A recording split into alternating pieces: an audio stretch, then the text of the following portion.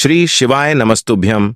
हर हर महादेव। दोस्तों, आप सभी लोग जानते हैं कि 2 अक्टूबर 2024 यानी बुधवार को अमावस्या पड़ रही है। और दोस्तों, यह जो अमावस्या है वह आश्विन महीने में पड़ने वाली सबसे बड़ी अमावस्या है, क्योंकि यह आश्विन महीने में पड़ रही है। और आप सभी लोग जानते हैं कि यह जो 4 महीने होते हैं वह भोलेनाथ को बहुत अधिक प्रिय होते हैं, जिसका बहुत ही बड़ा और विशेष महत्व होता है। और ऐसा दिन पूरे साल में सिर्फ एक ही बार आता है। और दोस्तों, आप सभी लोग जानते हो कि बुधवार अमावस्या का अगर सबसे बड़ा कोई उपाय है तो वह 11 चावल के दाने वाला उपाय है। तो दोस्तों, इस बुधवार अमावस्या के दिन आप लोगों को इस 11 चावल के दाने वाले उपाय को जरूर करना है।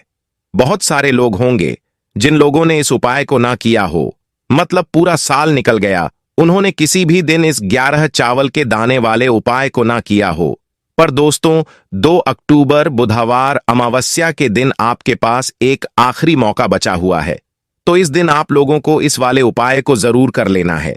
भले ही आपने पूरे महीने भर इस उपाय को ना किया हो, पर अगर आपने इस आश्विन महीने के बुधवार अमावस्या के दिन इस वाले उपाय को कर लिया तो आपको इस उपाय को करने का वह फल मिलेगा जिसकी आपने कभी कल्पना भी नहीं करी होगी।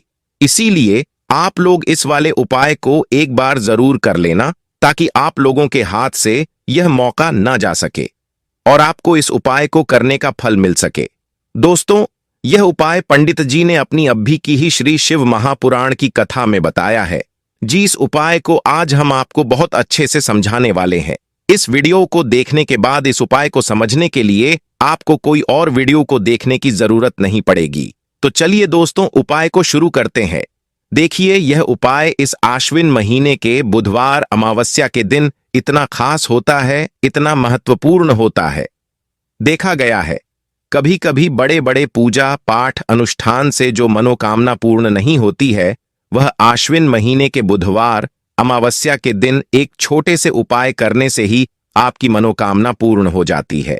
और बहुत सारे लोगों ने इस उपाय को किया भी है और उनको इस उपाय को करने का फल भी जरूर मिला है। अगर आप लोग भी इस उपाय को करना चाहते हैं तो आप इस उपाय को पहले अच्छे से समझ लेना, सुन लेना, उसके बाद करना। आपको इस उपाय का फल जरूर मिलेगा। और इस उपाय को कर लेने से आपके घर में चाहे किसी भी प्रकार का दुख और समस्या क्यों ना चल रही हो, आपको उसका कारण भी नहीं पता है कि भाई यह समस्या किस कारण से चल रही है। उसका कुछ भी कारण हो सकता है, जैसे पितृदोष हो सकता है या किसी भी तरह का मंगल दोष भी हो सकता है। तो इस दिन आप लोगों को यह वाला उपाय कर लेना है। यह एक ऐसा उपाय है जिस उपाय को अगर किसी विशेष दिन पर किया जाए तो उस विशेष दिन का फल तो हमें मिलता ही मिलता है, पर हमने उस दिन पर इस उपाय को किया है तो हमें उससे भी बड़ा फल मिलता है और फल बहुत जल्दी मिलता है, क्योंकि आप इस उपाय को बहुत ही बड़े और विशेष दिन पर कर रहे हो। तो चलिए अब उपाय के बारे में बात करते हैं। लेकिन उससे पहले आप लोगों को यह जानना आवश्यक है कि आखिर यह उपाय किस समय करना है, किसको करना है और कैसे करना है। तो चलिए हम आगे आपको वीडियो में एक एक करके बता देते हैं। लेकिन उससे पहले अगर आप लोग हमारे चैनल पर पहली बार आए हैं या फिर मेरी आवाज पहली बार सुन रहे हैं तो हमारे चैनल को सब्सक्राइब जरूर कर लेना और इस वीडियो को लाइक करके कमेंट बॉक्स में श्री शिवाय नमस्तुभ्यम ओम नमः शिवाय जरूर टाइप कर देना। तो दोस्तों, इस 11 चावल के दाने वाले उपाय को हमें इस बुधवार के दिन कैसे करना है, किसको करना है, किस समय करना है और कहां पर करना है, यह सारे सवालों के जवाब आपको इस वीडियो में मिल जाएंगे। और जो यह वीडियो देखेगा उसको 11 चावल के दाने वाला उपाय जरूर करना चाहिए, क्योंकि इस दिन एक चावल के दाने का भी बहुत ही बड़ा और विशेष महत्व होता है। और जब बात आ जाए 11 चावल के दाने की तो यह सोने पे सुहागा वाली बात हो जाती है और इस बुधवार अमावस्या का यह एक बहुत ही बड़ा उपाय हो जाता है। तो अब दोस्तों, इस 11 चावल के दाने वाले उपाय को आखिर करना किसको है, सबसे पहले हम लोग वह बात जान लेते हैं। तो देखो, घर की जो बड़ी माताएं बहनें होती हैं, उन माताओं बहनों में से कोई भी एक बड़ी माता बहन इस वाले उपाय को कर सकती है। और दोस्तों, अगर आप चाहे तो अपने घर में से सभी सदस्यों को भी इस उपाय को करवा सकते हैं। अगर किसी व्यक्ति की खुद की कोई मनोकामना है, खुद का कोई दुख और परेशानी है, जो कि वह अपने लिए ही इस वाले उपाय को करना चाहता है तो वह खुद अपने लिए भी कर सकता है। बाकी अगर घर में से कोई ऐसा है जो कि अपने पूरे घर परिवार की सुख और शांति के लिए यह वाला उपाय करना चाहता है तो भाई वह भी कर सकता है, उसमें कोई भी दिक्कत वाली बात नहीं है। कहने का मतलब यह है कि इस उपाय को हर एक सदस्य भी कर सकता है और पूरे घर परिवार के सदस्य के लिए घर की बड़ी माताओं बहनों में से कोई एक माता बहन भी कर सकती है। माताएं बहनें अगर घर में उपस्थित ना हो या वह यहां वाला उपाय ना कर पा रही हो तो फिर घर का कोई बड़ा सदस्य भी इस 11 चावल के दाने वाले उपाय को कर सकता है, चाहे फिर वह पुरुष ही क्यों ना हो, उसमें कोई भी दिक्कत वाली बात नहीं है। अब दोस्तों, इस 11 चावल के दाने वाले उपाय को हमें कहां पर करना है? बहुत सारे लोग हर एक उपाय को करते समय एक प्रश्न करते हैं कि इस वाले उपाय को हमें घर पर करना है या फिर मंदिर में जाकर करना है। तो इस वाले उपाय को आप घर पर नहीं कर सकते हो। इस वाले उपाय को करने के लिए आपको शिवजी के मंदिर ही जाना पड़ेगा।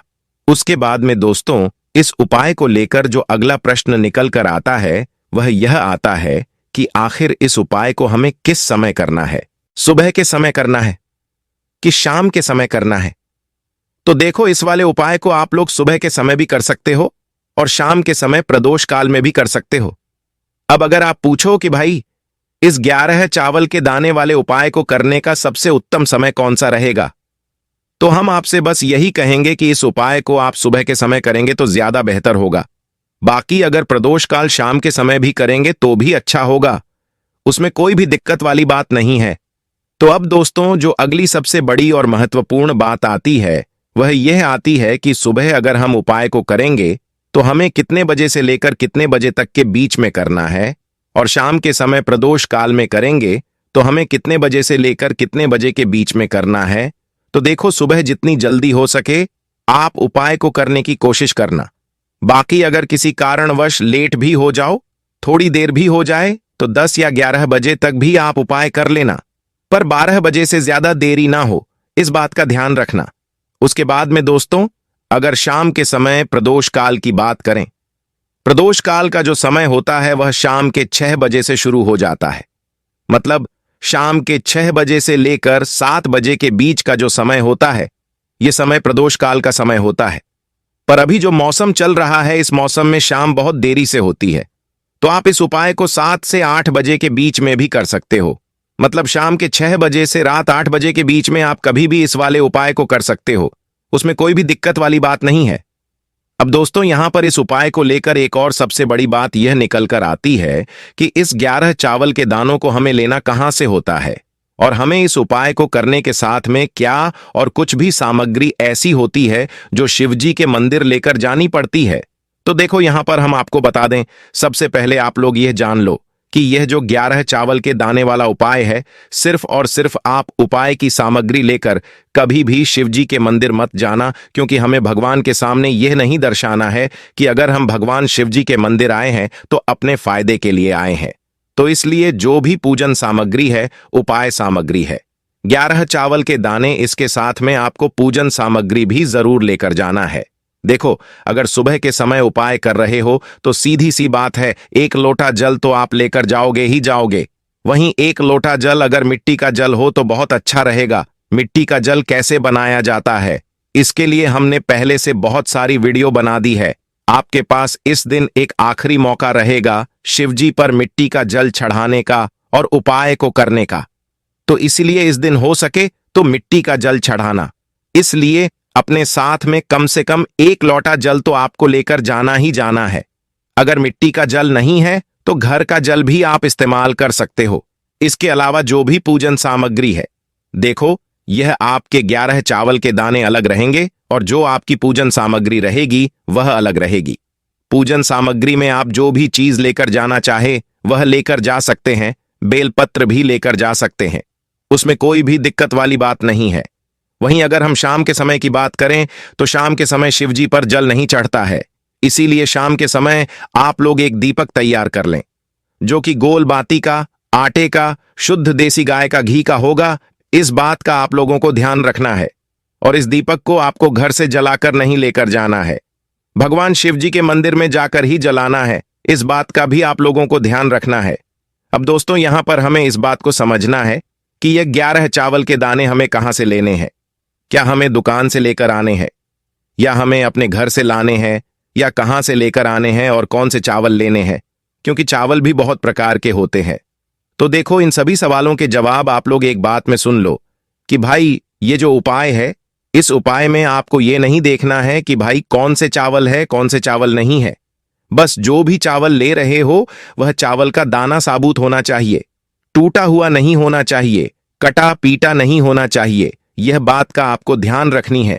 बाकी आपका चावल बासमती हो या सादा चावल हो या कोई सा भी चावल हो, उसमें कोई भी दिक्कत वाली बात नहीं है।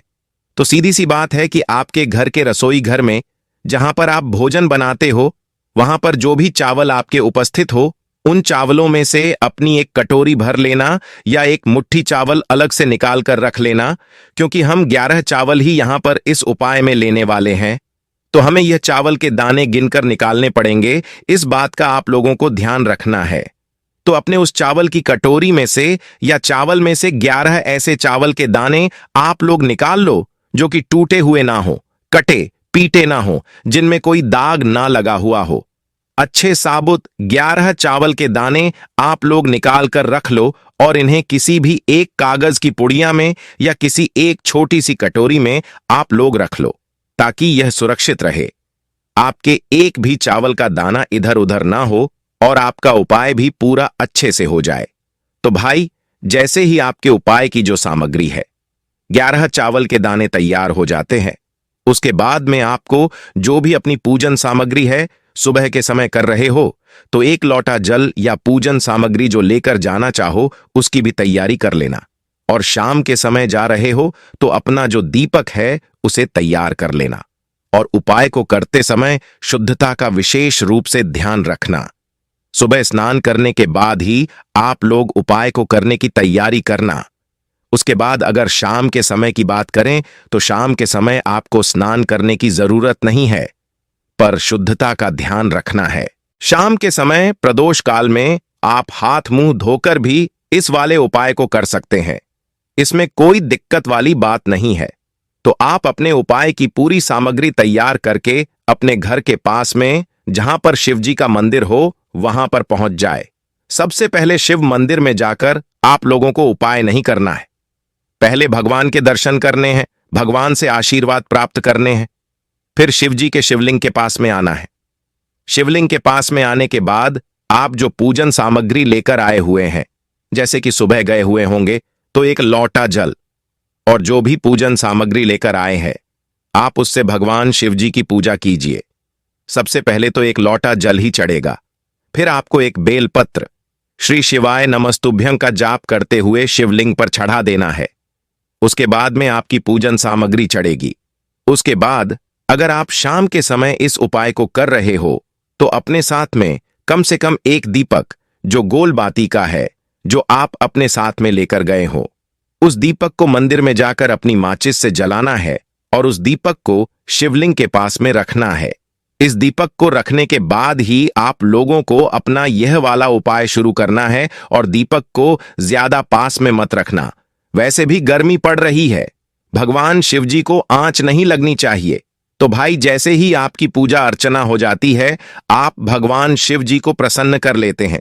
उसके बाद में शिवलिंग के पास ही में आप कहीं पर बैठ जाइए। सामने या आसपास जिस जगह पर आपको बैठना हो वहां पर बैठ जाइए और अपने वह 11 चावल के दाने अपने सामने निकाल कर रख लीजिए, क्योंकि अब यहां पर आपको उपाय को करने की तैयारी करनी है।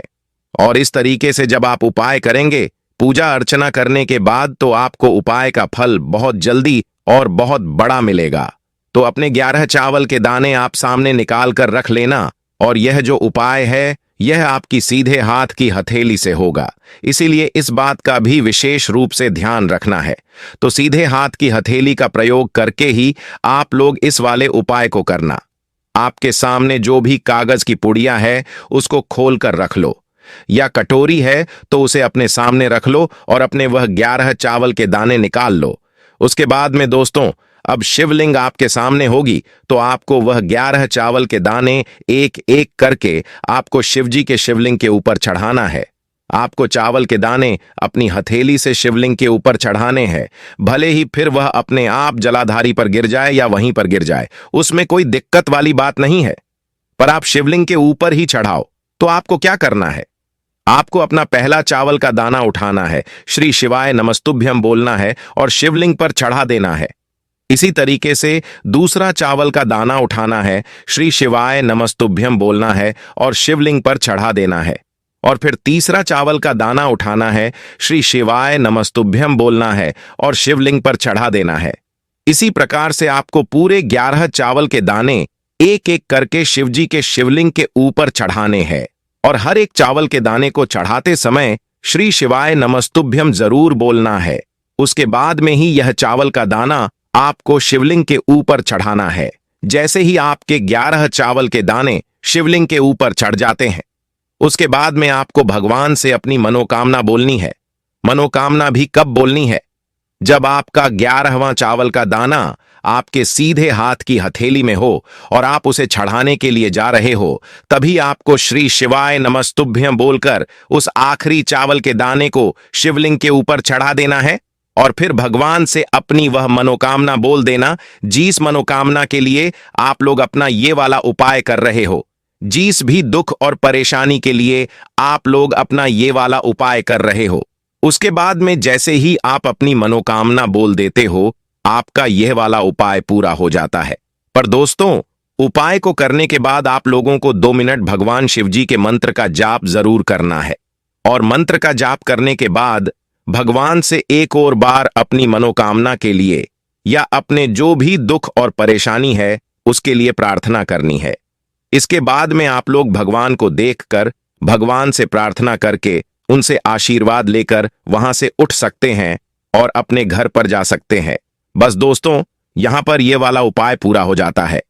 इस तरीके से जो भी व्यक्ति छोटी छोटी चीजों का ध्यान रखते हुए इस 11 चावल के दाने वाले उपाय को करेगा, निश्चित सी बात है उसकी मनोकामना जल्द ही पूर्ण होगी और जो भी दुख और परेशानी है वह भी बहुत ही जल्द दूर होंगे।